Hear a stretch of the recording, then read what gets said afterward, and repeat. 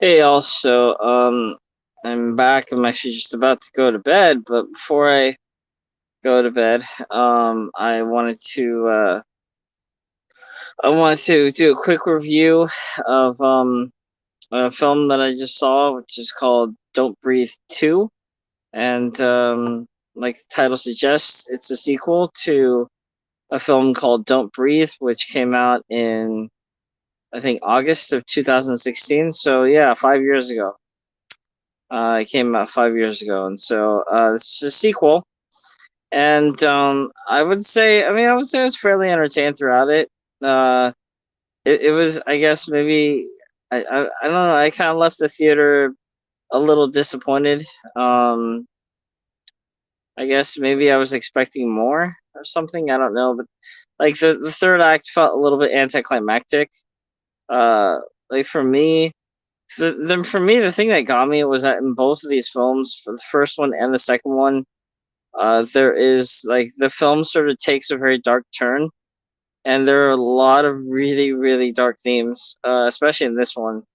But thankfully though, that's only sort of insinuated or mentioned. It's not actually it doesn't actually happen within the context. In the movie it doesn't, but they do bring it up, and it's kind of like it's a little bit.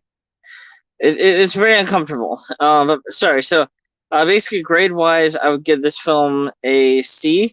Um, yeah, it's average. I didn't love it. I didn't hate it.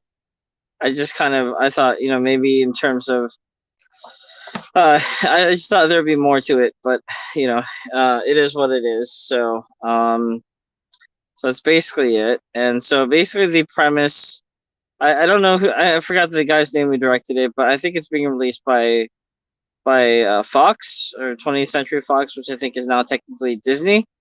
So yeah, but since Disney bought Fox, they acquired it. But so yeah, basically, really quickly, the premise of this film involves a older man who is blind, and he is, he's sort of looking after this young girl, uh, basically while her mother goes out and works or whatever during the day. Um, but then sort of something really horrible happens, and then there's this group of armed men basically, but we don't know what their affiliation is, if they're mercenaries or if they're just robbers or thieves or whatever. But basically, they have guns. They go into the house and they take the girl for whatever reason, and they leave the old man for dead. Or basically they think that he's dead. They think that he killed him, but he didn't, obviously. So he goes after them to save the girl and to get revenge. So that's pretty much the premise. I don't want to give too much away, but sure, suffice it to say that it was just disappointing. Like the first film was about a group of thieves or whatever, and they were actually the protagonists, and they were trapped in the house with the old man, and they were trying to rob the old man. So basically, in the first film, the old blind man, played by Stephen Lang, is actually the antagonist. He's the villain of the first movie. But then in this one, in part two, he's actually the protagonist. So he's sort of like the anti-hero or whatever. And so he's actually trying to save someone in this movie. So that's basically sort of the big twist. Well, actually, no, there's a couple of them, but that's sort of like the hook of the movie is that he was a villain in the first one, now he's a good guy. So it sort of does a whole like T2 Judgment Day kind of twist or flip or whatever. But yeah, actually, but like I said, in general, it's okay.